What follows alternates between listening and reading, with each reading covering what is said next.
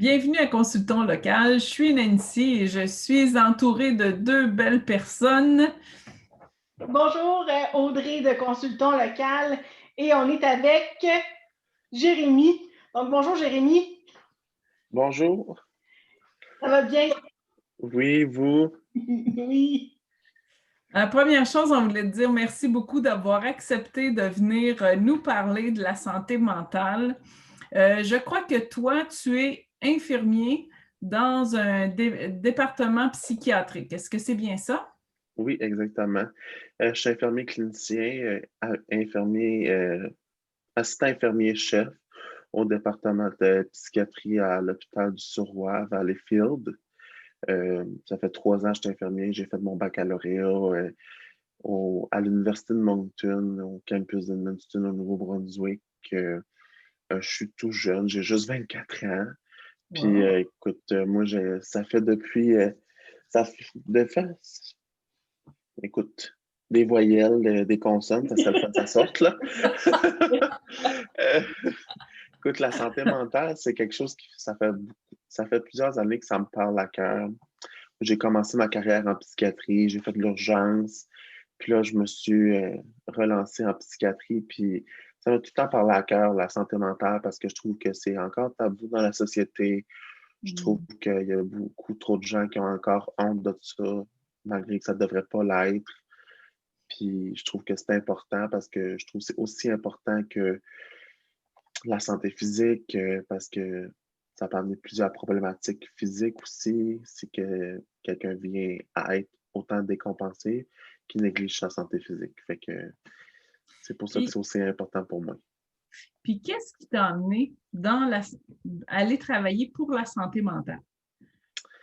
Écoute, premièrement, ben, c'est par intérêt parce que, tu sais, moi, quand j'étais jeune, j'ai été interné là, puis j'ai vu comment est-ce que les infirmières sont aussi euh, compationnantes. Je ne sais pas si ça se dit, mais il y avait beaucoup de compassion, sont très empathiques. Donc, j'ai vu leur caring, sont vraiment on point, comme on dirait dans le langage d'aujourd'hui. Fait que, donc, ça m'a vraiment fait chaud au cœur. Fait que j'étais comme, si je peux redonner ce que j'ai reçu un peu, c'est sûr que j'aimerais pouvoir toucher comme que je me suis fait toucher. Donc, c'est certain que j'aimerais un peu changer le vécu de quelqu'un comme que je me le suis fait changer moi-même. Donc, c'est un peu pour ça aussi. Je me suis dit, comme c'est tellement un sujet qui est touché, la santé mentale, que c'est certain que j'aimerais pouvoir avoir un impact positif sur la vie de quelqu'un. Puis j'aime tellement les humains, tu sais, le contact humain, parler avec les gens, que je me dis c'est la meilleure manière que je pourrais avoir ce contact-là dans ma job de chaque jour. Puis je me suis dit, tu sais, notre job, on fait plus ça qu'être à la maison. Et je me suis dit, écoute, apporter de quoi que j'aime tellement à ma job, j'ai dit ça serait le meilleur des deux mondes, là. Fait que c'est un peu pour ça aussi. Vraiment. Puis, tu sais, comme nous, en fait, tu as le même objectif que nous au niveau de la santé mentale, donc défaire les tabous autour Mhm. de ça. Qu'est-ce que tu trouves qui est encore tabou en 2021 au niveau de la santé mentale? Écoute, j'entends encore beaucoup de commentaires du fait que, tu sais, mettons, les gens dépressifs, c'est parce qu'ils sont lâches, c'est parce ils boivent pas assez d'eau, prennent pas leurs vitamines. Écoute, c'est pas juste ça, là, tu sais, on peut c'est pas, tu sais, c'est abstrait la santé mentale, tu sais, on peut pas voir ça sur des rayons X, sur des prises de sang. Donc, c'est sûr que c'est dur de prouver là, sur papier des choses comme ça, mais on le sait, tu sais, il y a des études, tu sais, on le voit là, sur des patients qui sont décompensés, qui n'allent pas bien. Euh, c'est sûr qu'il y a des tabous, tu sais, dire que c'est des fous puis tout ça, là, moi, il n'y a rien qui me purge plus au nez que ça, là. Tu sais, dire que c'est des gens qui profitent du système, mettons, comme du, de l'aide sociale, ben non, là, parce que ces gens-là ne sont pas fonctionnels. Fait que ceux qui ont recours à cette aide-là, ben c'est là pour eux autres. Ça, c'est des choses que j'entends aussi. Euh, donc, c'est sûr que des choses que j'entends que ça vient un peu m'irriter le poil des oreilles, là, que j'essaie toujours de reprendre les gens parce que, tu sais, moi, je les côtoie à chaque jour, ces personnes-là, tu sais, je le sais très bien, là. Tu sais, oui, ils utilisent ces services-là, mais quand je les vois à l'hôpital, là, qui sont instables, là, tu sais, je le vois que c'est nécessaire, ces services-là, parce qu'ils n'auraient pas de toit sur la tête sinon, là, tu sais. Quand que tu les accueilles, ceux que c'est la première fois qu'ils rentrent, c'est un Mhm, peu déroutant quand on se fait diagnostiquer avec un trouble de santé mentale. Il y a mhm. toute une panoplie d'émotions, de situations qu'on peut vivre qui fait que finalement, on se retrouve là, on est chanceux sous tes soins, mais de dire toute cette période-là, elle est difficile de comprendre qu'est-ce qui m'arrive quand que j'ai un problème de trouble de santé mentale. Ouais, c'est sûr que c'est souvent difficile pour des gens. Ben, en fait, c'est pas facile pour personne, là. Euh, c'est sûr qu'il faut se rappeler que, tu sais, le diagnostic, ça définit pas personne, tu sais, comme quelqu'un qui a le cancer, tu sais, son cancer, ça définit pas la personne entière, tu sais, c'est comme, mettons, j'aurais un cancer, je suis quand même Jérémy qui souffre d'un cancer quelconque. Euh, fait que, tu sais, en mettant une personne qui souffre d'un trouble de personnalité limite, on va essayer tu sais, de renforcer que oui, elle vit avec ça, mais qu'elle est tout autre chose que son trouble de personnalité. Donc, tu sais, apprendre à vivre avec ce trouble-là qui est envahissant, très, euh, qui est vraiment pas le fun, tu sais, dans les situations émotionnelles, qui va, tu sais, lui mettre beaucoup de bâtons dans les roues, tu sais, au niveau, tu sais, des relations souvent, puis tout ça, mais que avec des bons outils, puis de la bonne thérapie qui va probablement être vivable d'ici que elle a, comme je dis là, tu sais, des bons suivis, puis des bons moyens de soutien, puis de la, tu sais, des fois de la bonne médication, là. Fait que Mhm. si qu'on si qu'on renforce ces choses-là, probablement, tu sais, que les épreuves, ben, tu sais, les émotions qui vont être négatives vont peut-être être moins négatives, mais tu sais, c'est sûr que quand ils rentrent, là, c'est souvent pas facile, là, tu sais, il n'y a jamais personne qui rentre de façon positive avec le sourire aux lèvres, là. Tu sais, à moins, tu sais, je dirais pas personne, là, tu sais, les personnes en phase manie, là, eux, ils rentrent là, sur un gros high.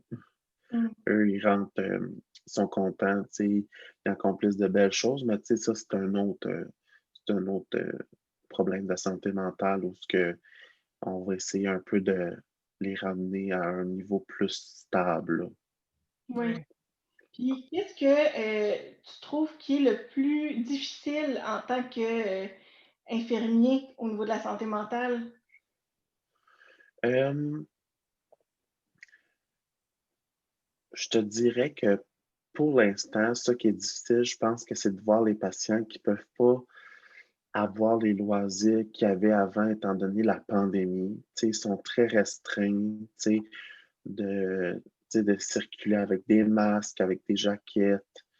Tu sais, c'est sûr que c'est pas très le fun pour eux, tu sais, surtout eux qui sont un peu plus désorganisés, là. Mm. Et, c'est difficile de les voir, là, tu sais, que tout le temps les recadrer, là, à dire, OK, mets ton masque, mets ta jaquette, tu sais, c'est tout le temps, là, tu sais, dans les rappeler, là, eux, ils trouvent ça tough, là, tu sais.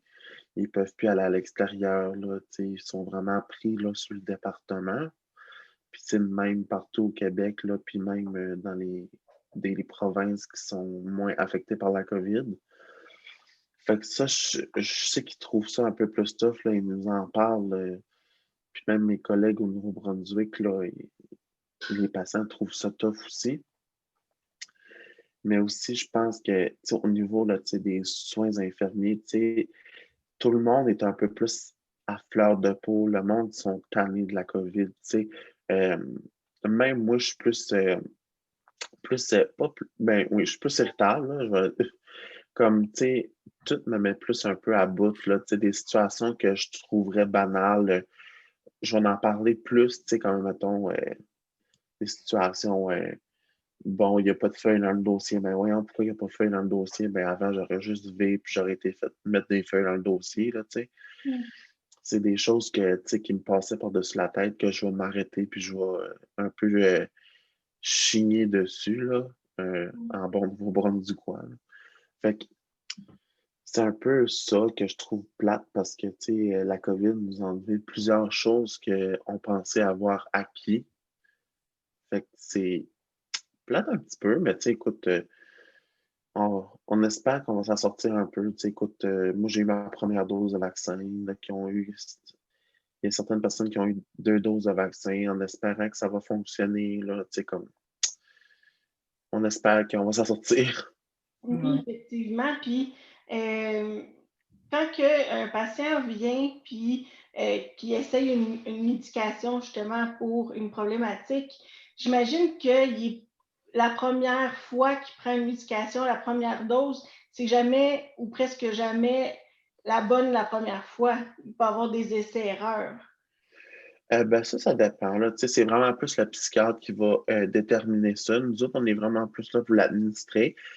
Mais tu sais, c'est vraiment plus lui qui va vérifier ça, tu sais, en fonction, tu sais, est-ce qu'il y a des gens dans sa famille qui ont déjà pris cette médication-là? Il va voir des antécédents dans des antécédents familiaux. Y a-t-il déjà des gens qui ont été, mettons, sur le lithium? Est-ce qu'ils ont bien réagi au lithium? Fait que lui, il a plus de chances de bien réagir au lithium, par exemple. Fait qu'ils vont aller des fois en fonction de ça. Des fois, ça va être essai-erreur, des fois. Mais c'est ça, ça va être vraiment plus le psychiatre qui va vérifier ça, là. Super. Fait que dans le fond, c'est de s'accrocher qu'il y a toujours un plan B. Dans le sens Ouais.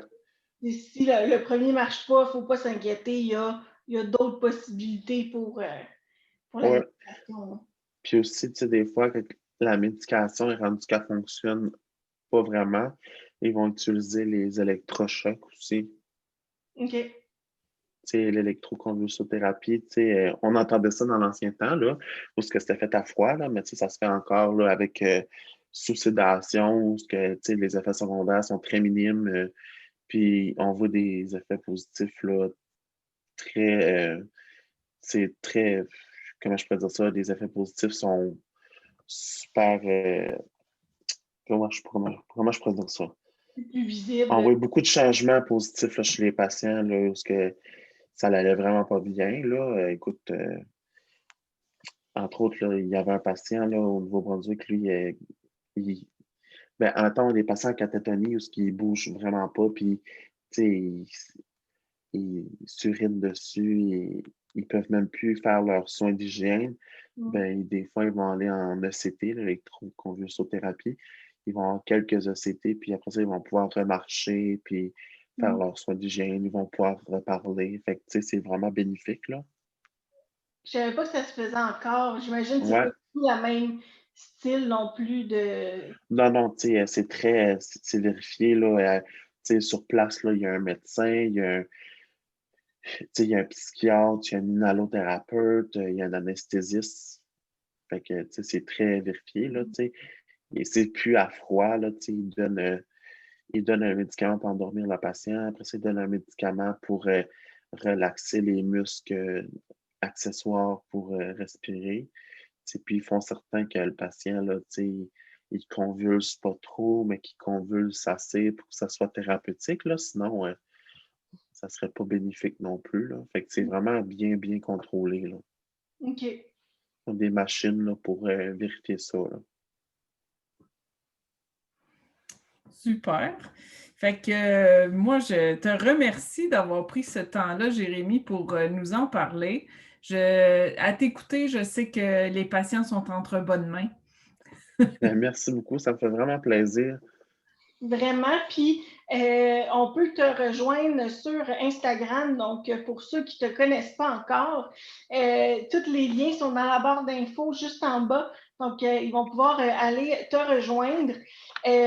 En conclusion, quelqu'un qui souffre de problèmes de santé mentale en ce moment, qu'est-ce que tu lui souhaiterais pour la suite? Écoute, moi, je lui souhaite vraiment, tu sais, de trouver son moyen à lui d'aller mieux, tu sais, parce qu'il n'y a jamais personne que c'est pareil pour tout le monde.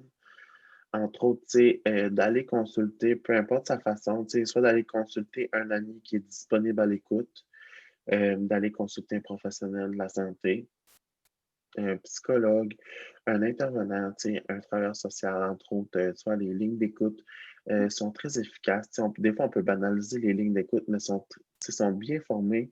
Tu sais, entre autres, si si je parle de jeunesse, j'écoute, là, ou j'oublie l'autre nom là, de la ligne populaire, mais tu sais, ils sont super performants, là. Euh, Ensuite de ça, tu sais, n'hésitez pas là, tu sais, d'aller consulter là, aux urgences là, quand il y a quoi qui ne fonctionne pas. Il y a des urgences psychiatriques là, tu sais, à Douglas, sont formées pour ça. Tu sais, c'est l'urgence psychiatrique là, du Québec. Là, tu sais, et ensuite de ça, il y a l'Institut universitaire de santé mentale si vous vivez proche de là. Puis ensuite de ça, là, vous pouvez prendre un rendez-vous avec votre médecin de famille sans hésiter, là, s'il y a quoi qui ne va pas, puis c'est semi-urgent.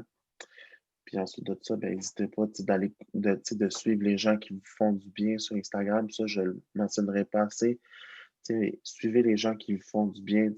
Inconsciemment, les gens qui vous mettent dans la comparaison, qui vous font plus ou moins du bien sur les réseaux sociaux, ben, c'est sûr que ça ne sera pas bon pour votre santé mentale parce que on est souvent sur les réseaux sociaux là, en 2021, puis surtout en confinement. Là, fait que suivez les gens qui vous font du bien, qui vous font sentir bien, puis qui vous, euh, qui vous font remonter vers le haut.